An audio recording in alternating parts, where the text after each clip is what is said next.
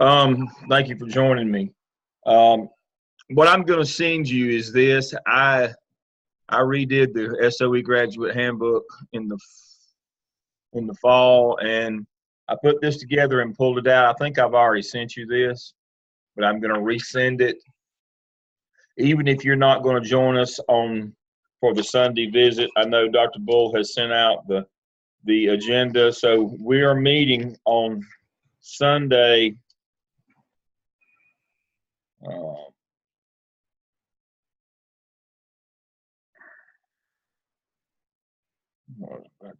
Cape. The Cape visit starts on Sunday the 14th.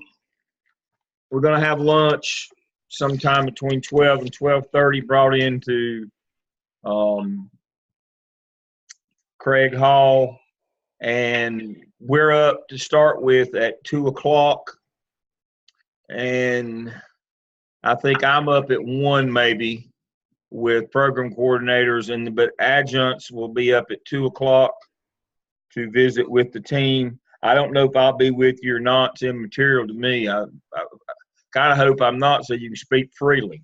But one of the things that I think that you're going to be asked about, and I don't like coaching people's answers, but supposedly there might be questions about the conceptual framework for the School of Ed. Of course, that's pretty important. And so I put this together, who we are, the faculty, the mission, the vision, the priorities, the values, the conceptual framework, the learner knowledge assessment, rationale, and then, our symbol. So I'm going to send you this, especially if you're coming. Now, after 2 o'clock with the adjuncts, I think they're going to have alumni and then program completers like at 3 and 4. And so we're not doing dinner. They've changed it to lunch. Now I'll be around. We'll go to dinner somewhere after it's over with, but just on our own. But the lunch will be, he said, I guess we'll be there at 12, and I guess at 12 we'll have lunch. It'll be brought into Craig Hall at 12 o'clock for those of you who are coming. As many of you can come as want to come. He'll pay you hotel. He'll pay you travel. So I would encourage you, if you can, to come. And I will send you this with the link to tonight's so that you can look over this. This is all, we all know all these things, but it's just put in kind of a concise format. The biggest thing is EPP, that educational program provider. That's who we are. The learner, knowledge, and assessment. That's our conceptual framework, and it explains each of those. And of course, we have this symbol that puts it all together. I think Steve Bingham was the one to either thank or to blame for this in terms of the symbol. I'm not big on that kind of stuff. I much prefer graphic organizers, but I guess maybe that makes sense. And so that's it. So again, Sunday the 14th of April, which is Palm Sunday, 2 o'clock for adjuncts, lunch at 12. I don't know what they're going to ask, immaterial to me, other than I've been asked to make sure that you understand or know or you've seen the conceptual framework. So anybody have any questions on CAPE? Good. I don't know that I have any answers. All right. More importantly tonight, students, it's that time of year. It's midterm. Looking at my calendar, I've already posted all the finished date things in terms of when everything's got to be ready. Today is Monday the 25th. So we've got 1, 2, 3, 4,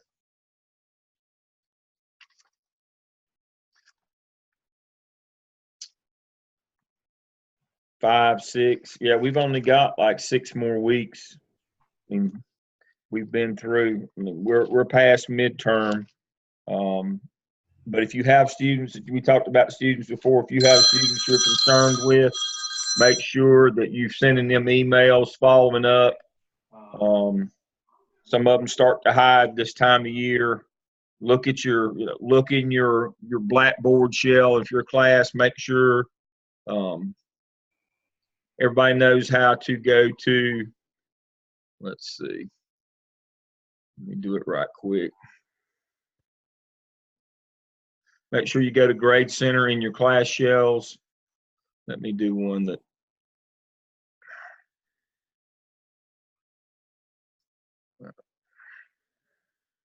Grade Center, full Grade Center, and look at your point totals if you're not sure how your students are doing.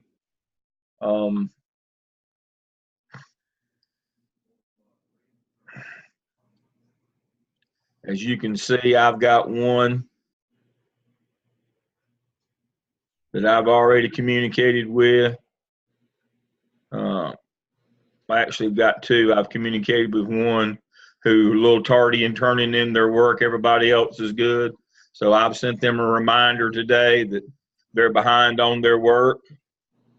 So make sure that you start, it's that time of year to start beating the drum on getting work in on time. Don't want to wait till the last minute to do that. So let's make sure that we remind them to get their work in. You can see here, I've got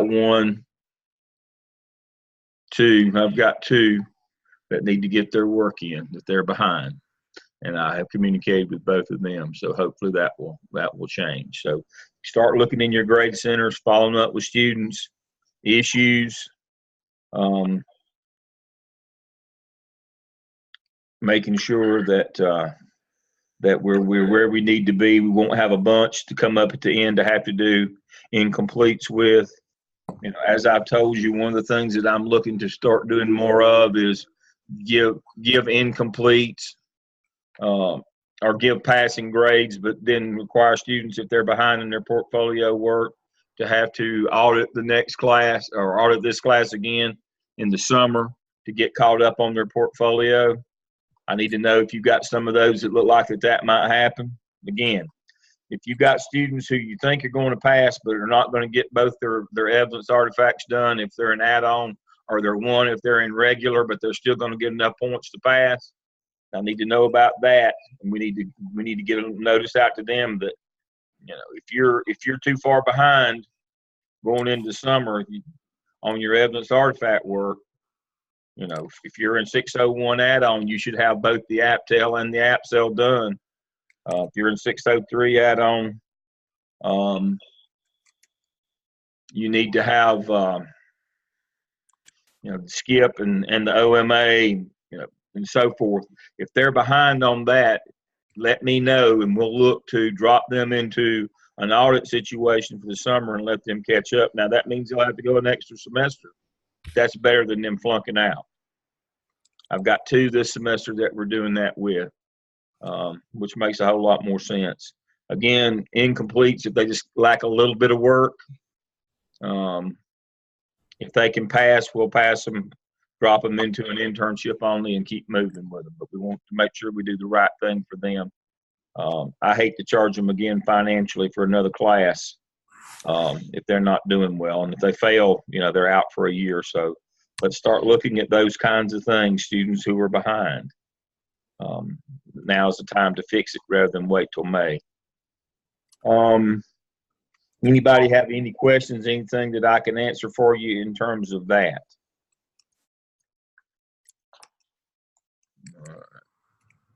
Did Willie contact you? No, I have not heard from Willie. He's wanting to come back. Well, we'll be, he'll have to go through the graduate school for Willie to come back. They'll get in touch with me once he makes application.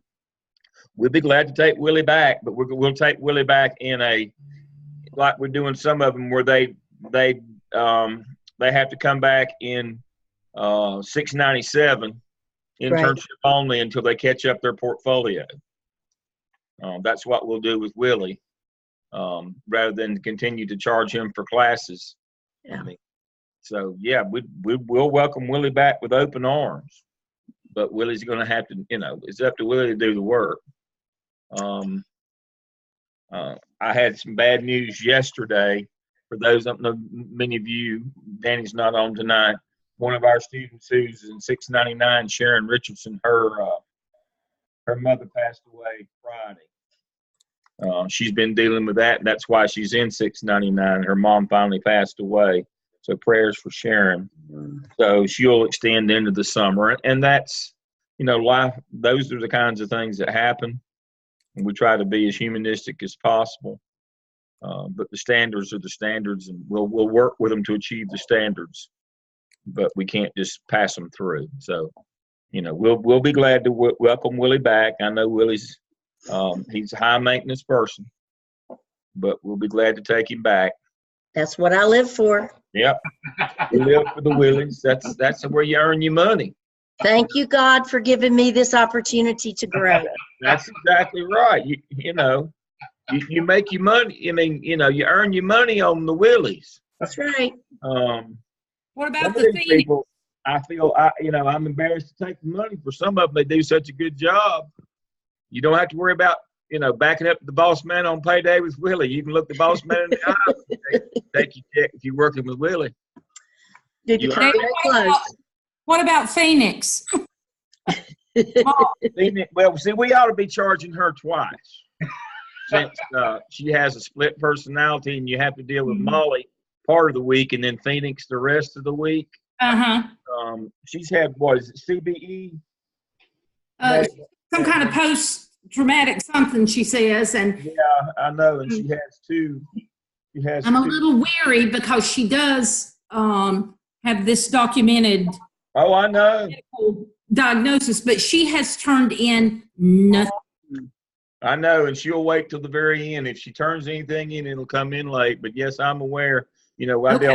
I dealt with Molly / Phoenix last semester. And I'm contacting her and Danny and right every week to 10 days. Absolutely, every week. From now on, offering to help her and right. Do your audits on Sundays or Mondays and send them. Get your audits out every Monday morning. They got till Sunday night to turn their work in. Every Monday morning, we need to be sending out our reminders if we got people who are recalcitrant, who aren't putting their work in.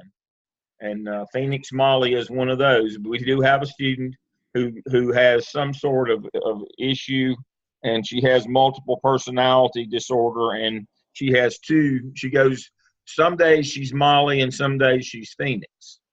And so they don't communicate well.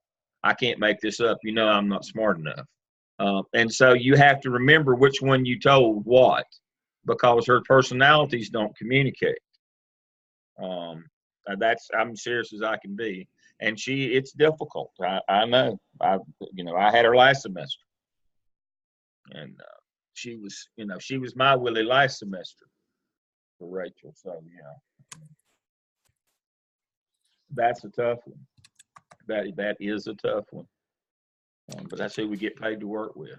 The rest of it's just easy. I want feedback from the 603 people on the 4 new case studies. How's that going? Great. Really good. Good. Sarah and I just talked about it this afternoon. Yeah. A little bit stumped on this case study 4 because the scenario is in Chile. Yep. So they're a little stumped. But see, that's just to distract them. Right.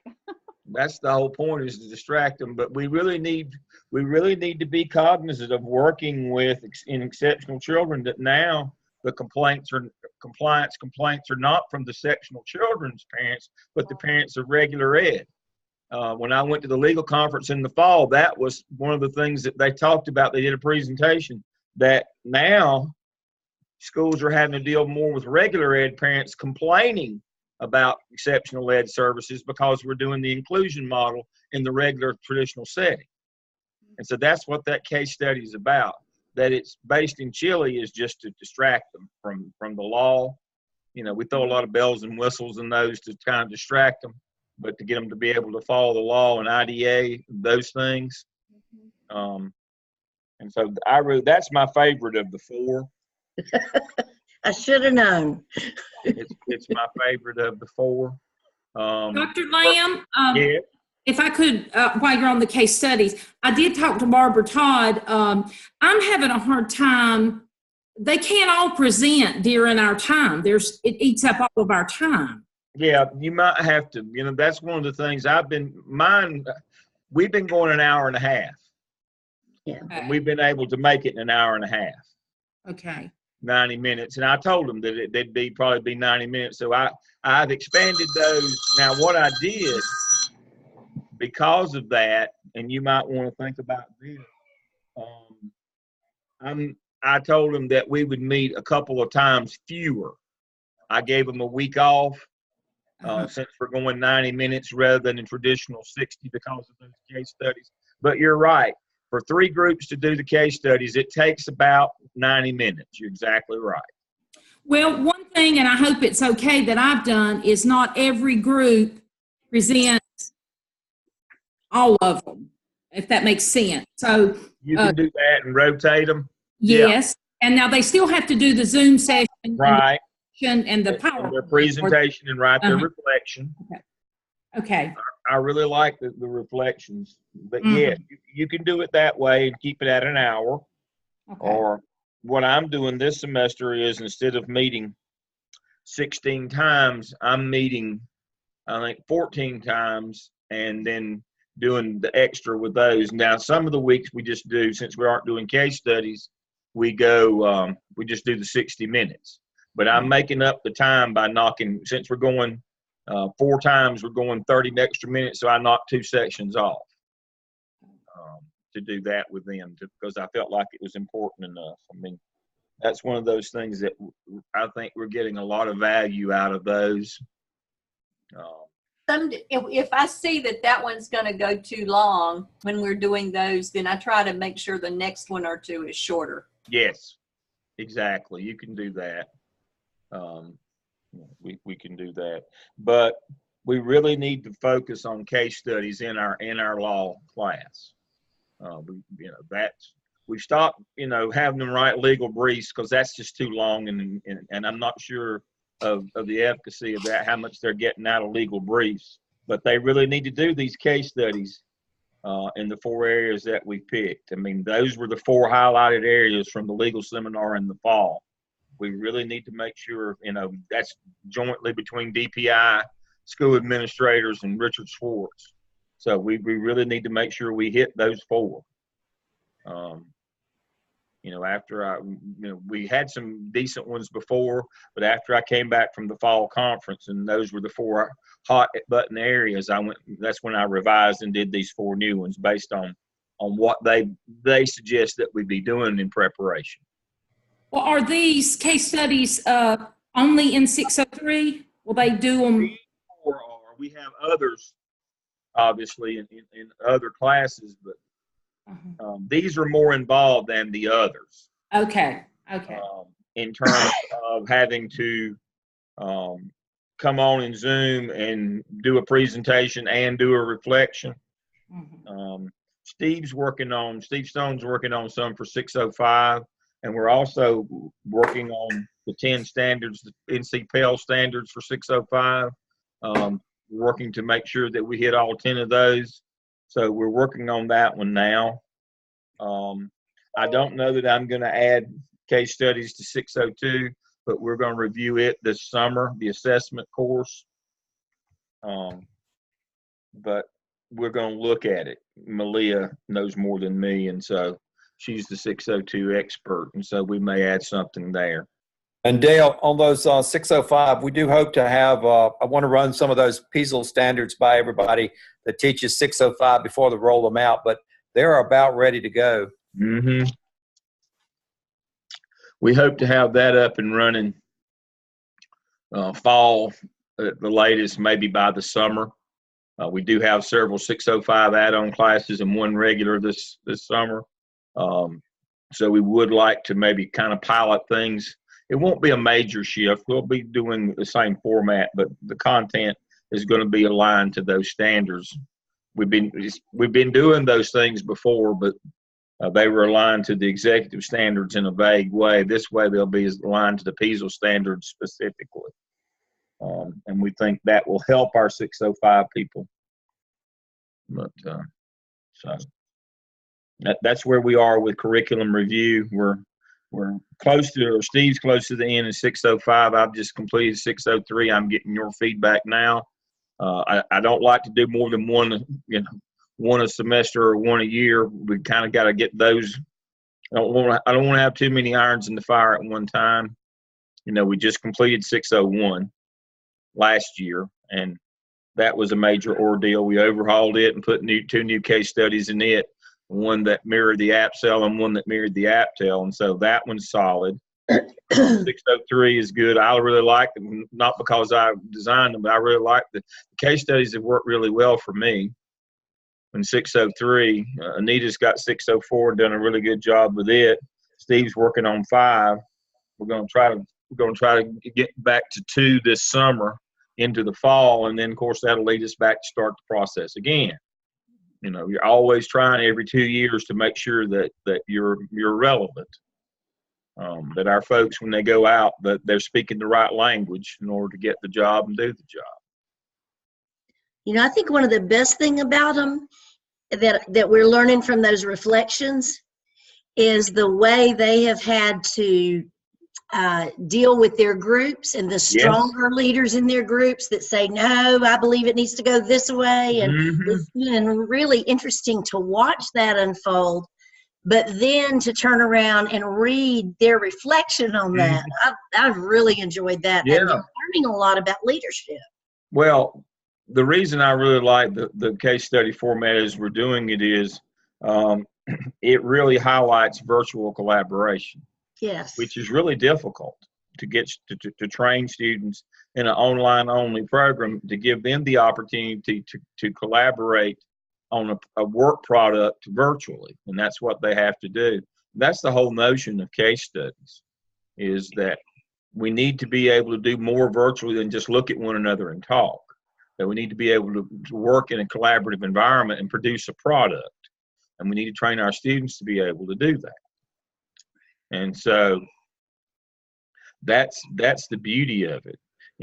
To your point, I read one today that came in early this morning, a case study reflection, and I had one, and she was disappointed about the views of her colleagues on the Jimmy and Willie case, the gender case that we had.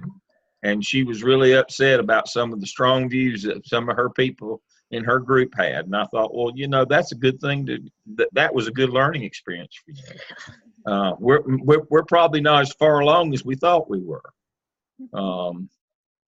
And I thought that's good. You've now had to learn to live with it, to practice in adversity. But everybody's not singing out of the same songbook all the time, and that's the leaders. That's the burden of leadership, is try to get everybody going in the same direction. And I think her group butted heads over some of those things. I mean, some people don't, in that case study, don't see that the principal did anything wrong. And then you have people like me who thought that the only thing that could have been, that the principal could have done worse, was actually burn the building down. She did everything short of that. I mean, but then we have other people who thought everything she did was wonderful, but it was according to your perspective. But by the law, but for whatever reason, we've got to teach our folks that we don't argue. We don't argue our opinion or our viewpoint in the court of public opinion, that our job is to follow the law always. I give them an example of a young man that was a teacher for me. He became an administrator. He became a high school principal. He sent some kids home for their T-shirts. He had no right to do that. They weren't causing a disruption. There was nothing in the code of conduct. And then he went to the newspaper and tried to argue his point. You can imagine how pleased the superintendent was with him. And so it came as no surprise when he got retired at the end of the year. He wasn't quite old enough, but they told him it was his time to go anyway.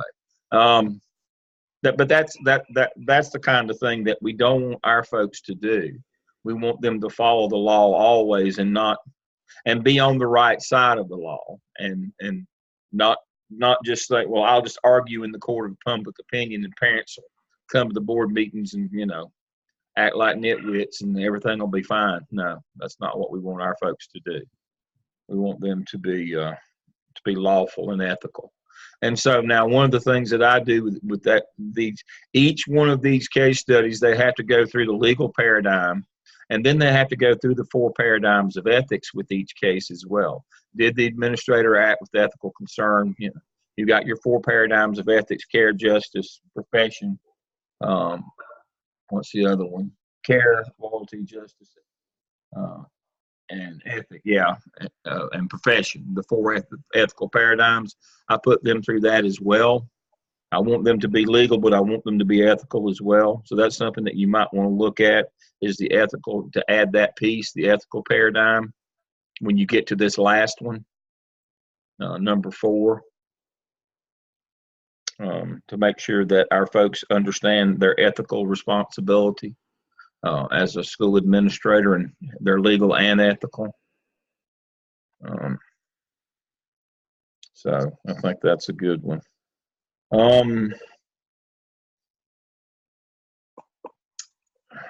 Case studies. I think all of our statisticals look good. Blackboard looks good. Task stream, we're staying caught up. Our graders are grading. The work looks good to me. I'm going in and monitoring that. I like the looks of the work. I don't have any complaints about that. The speed, the turnaround's good. We're hitting about 24-hour on turnaround and task stream, which is excellent. I really like that. So I appreciate all that you do to make sure that task stream's running smoothly. Blackboard, of course, all of your courses are wired to me, and I can monitor how fast you're turning work around in Blackboard, and that's going well. Also, students need feedback. They need it often, they need it quick. It keeps them involved. You know, it's not like when they come to class. It's harder to keep them. It's harder to hook them and keep them involved online. And the way you do that is feedback. That's the best practice. All right, I don't have anything else. You know, my time is up. I try to keep us at 30 minutes. I saw Dr. Bull a minute ago, if he's still with us. Dr. Bull, if you're still with us, if you'd like to come on and give us the benediction tonight, close us out, we'd love to hear from you.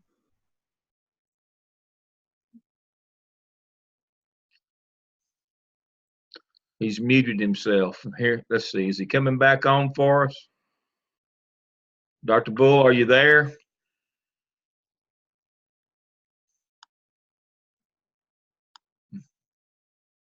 He's sitting in the front pew, but he's asleep.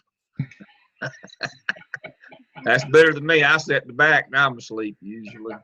All right, so Dr. Bull's he's not coming back on. We'll give him the night off then. All right, anybody have anything for the good of the group before we close? All right, thank you for joining me tonight again. Let's see. We'll be back on. Let's do our date here right quick. Today's the 25th. 8th. We'll be back on the 8th. That's 2 weeks from today. Your homework assignment is read over this conceptual framework, because that'll be less than a week before the visit. Make sure that you covered this conceptual framework and you understand what we're trying to do and everything for the case visit. I hope all of you will show up in Boiling Springs on that Sunday. I know it's a long way to travel for a short time, but it's important that they see us and know who, and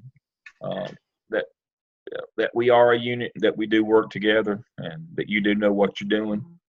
They probably more worried about me than y'all. All right, let's see. Somebody's buzzing in right quick before we go. Let's see if this is it. No. Everything's good. All right. I'll see y'all in 2 weeks. If you need me, holler. Stay after those students get to work in. Y'all have a good week. Thank you. All right, buddy. Bye. Bye-bye.